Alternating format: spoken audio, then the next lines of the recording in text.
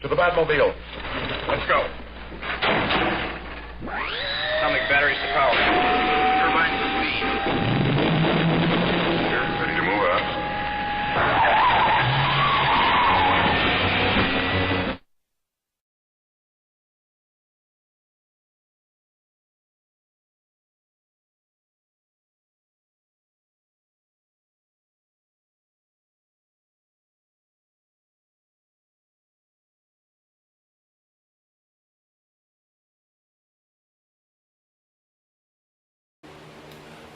First of all, I want to welcome you to Uncle Regal's Garage and episode 1.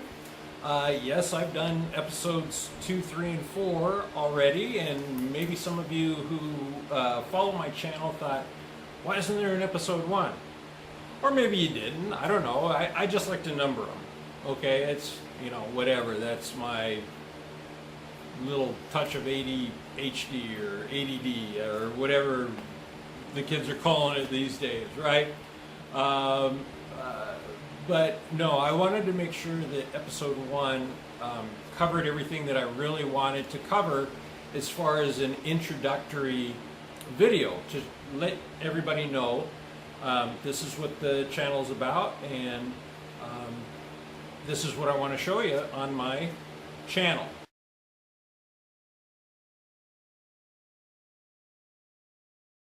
What motivated me to start this channel?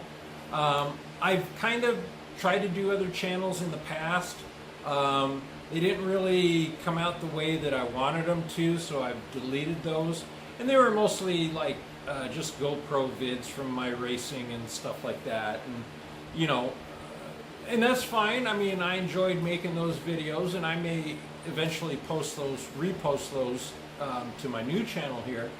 But I wanted something more in line with the idea of not only showing people the projects that I'm working on, but maybe giving some how-to tips along the way. So I definitely want to do how-to videos, and I think that was my main motivation. Was I thought one day, you know, maybe I should look up and see if there's other videos out there about how to rebuild a motorcycle shock, right? So I looked that up on YouTube, and sure, there's plenty of videos out there about how to rebuild a motorcycle shock, but to put it nicely, some of them I think are severely lacking.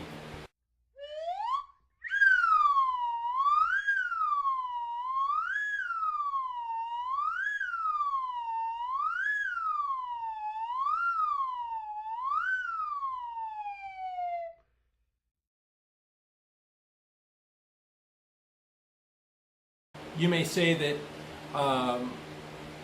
you know, there's more than one way to skin a cat, right? I've heard that plenty of times, and sure, there is, I guess, if you're into that kind of thing.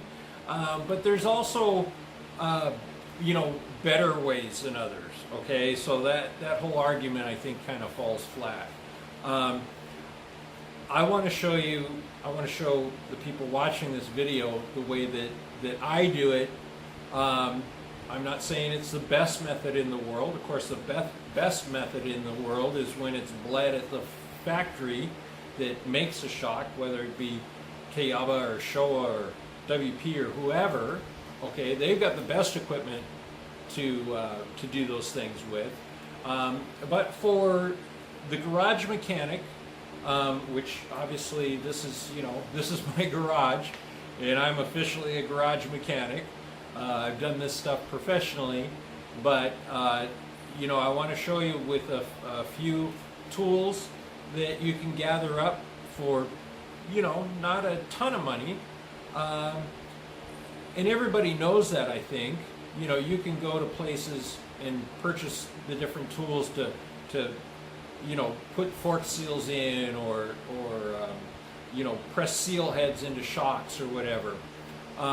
But there's still a method behind bleeding the air out of the shock, and that's where a lot of people, in my opinion, a lot of people kind of fall short in their videos.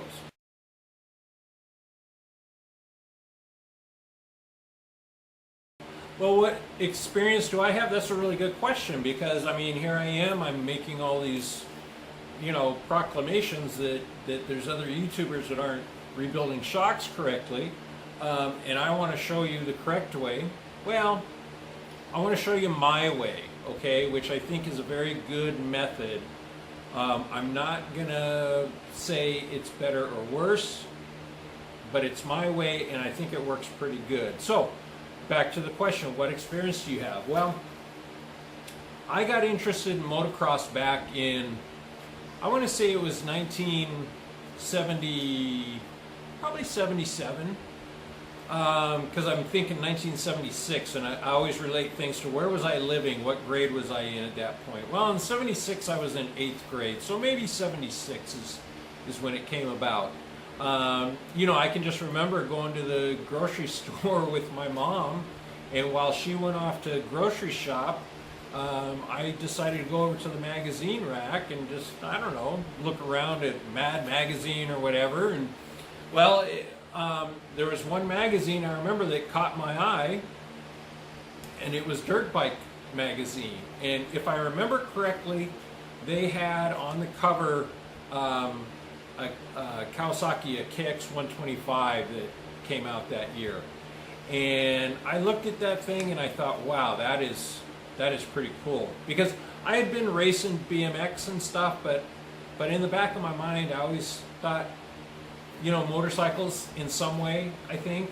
But when I saw that Dirt Bike magazine, I don't know how to explain it, but that's when I decided that motocross was going to be my thing. That started early on. I wanted to be a motocross mechanic. But life took several twists and turns and whatnot, and it took me a little while until I got to the position where I could attend Motorcycle Mechanics Institute. That didn't come along until about 1991. 1990. And then I graduated a year afterwards in 92. And I wanted to, while I was going to MMI, I actually got a job working first at a dealership, and then a Honda dealership, which I thought was great, but they would let me change tires and stuff like that, so it worked out good. But then I actually had an instructor in one of my classes who owned his own repair shop, motorcycle repair shop, and he one day asked me to come to work with him at his shop. And so I did that, and I learned a ton of stuff working for him. But it got to the point after I graduated, and I lived there for a year or so after I say there, in Phoenix, for about a year or so after I graduated, and still working there with Russ Colbert at Trans Am Cycle, which is no longer there, and unfortunately Russ, I believe, is no longer with us either. But it was a great experience. That man taught me a ton, just a ton.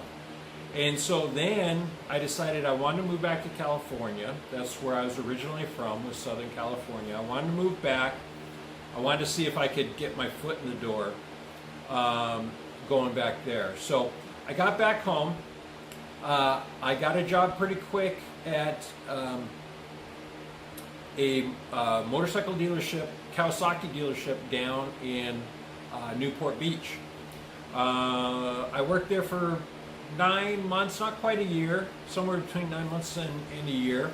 But the commute was killing me. I was living basically in San Bernardino and commuting all the way down to Newport every day, and it was killing me. So decided I needed to move on from there. Found that Riverside Kawasaki was looking for a technician, so I applied there and got the job there. And I ended up working there for, again, about 9 months. And that was a great job too. I loved working there. It was a really good experience. I have to say though that that's where I really knew that I did not want to be a jet ski mechanic, a jet ski racer mechanic. I freaking hated jet skis with a passion after working there. And maybe I can tell stories about that another time, but working on jet skis was not what I wanted to do. But Riverside Kawasaki, they got a lot of jet skis because they had people going out to Lake Paris or going out to the, Havasu, the river. And so we got a lot of business from jet skis. It paid well, but I hated working on them. Anyway, but one day I saw an ad in the back of Cycle News that White Brothers was looking for a technician. So I applied at White Brothers. I got a call, went in and had an interview with Dan White and Tom White and the head of the suspension department, and they hired me on as a suspension technician, which to me was a little foreign because I had always kind of thought of myself as an engine guy, not really a suspension guy. And that's what I wanted to concentrate on, was building engines and getting more horsepower out of engines and stuff like that. But I got into the suspension side of it, and sort of, the rest of my history goes on from there. But White Brothers was my foot in the door, and I had a lot of great experiences there at White Brothers while I was there. Everybody knows that Tom White is no longer with us. Just an absolute great man. Moving on from White Brothers, I then worked at KTM North America. I became the import manager for WP Suspension when KTM bought WP Suspension and brought it under the same tent there. They needed somebody to handle importing the product into the United States, and that's what I did. I eventually left KTM and went to work for Factory Connection. Factory Connection, based in New England area. They wanted to open a shop out on the West Coast, and they have several shops around the United States now, but they wanted to open up one in Corona, California. And through my WP experience, Factory Connection used to buy parts through me for WP suspension, and so they knew me, I knew them, and they wanted to open this shop, and they asked me to come and help get that place off the ground, which I did. Great experience. Ziggy, Steve, Tim, all those guys are great people, and it's amazing what they've done with that company over the years. When I was done there at Factory Connection, I had gotten a call from another friend that while I was doing the WP importing, I set him up as one of our distributors for WP suspension, and that's Jeremy Wilkie of MX Tech. So Jeremy and I became friends, and Jeremy also decided that he wanted to open up a shop out west, and he chose, for various reasons I won't get into, but he had an opportunity to buy an existing suspension shop, and he wanted to make that an MX Tech based, the West Coast operation. So he called me up one day and he said, "Richard, this is what I want to do. I need somebody to run it, and I'd like that person to be you." And so it was a little bit of a scary proposition. Decided to move my family from California, back to where I went to school at in Phoenix, Arizona. But we took that leap, and I'm really glad that we did. I ended up going back and applying at Motorcycle Mechanics Institute, and I got a job there as an instructor, which I really, really did enjoy that job. And it's a great company to work for. Universal Technical Institute owns Motorcycle Mechanics Institute. They have for several years now. But under the UTI umbrella, they really started stepping things up at MMI. It was a lot different. I mean, the campus is the same as when I went back there in 1990, but there's just so many just the technology and the tools and the partnerships that they developed and everything made it a really, really good place to work. So, and I think my experience teaching students there in the classroom kind of gave me that bug to want to make these videos for everybody out there. I tried to make that as quick as possible, but we're talking about, you know, two decades worth of, you know, work history there. But hopefully that gives you a little bit better feeling about, okay, this guy does have some experience. Maybe he does know what he's talking about. I think I know what I'm talking about, but of course it's always going to be ultimately up to the viewer and whether or not you decide that I know what I'm talking about. So that's about that right now.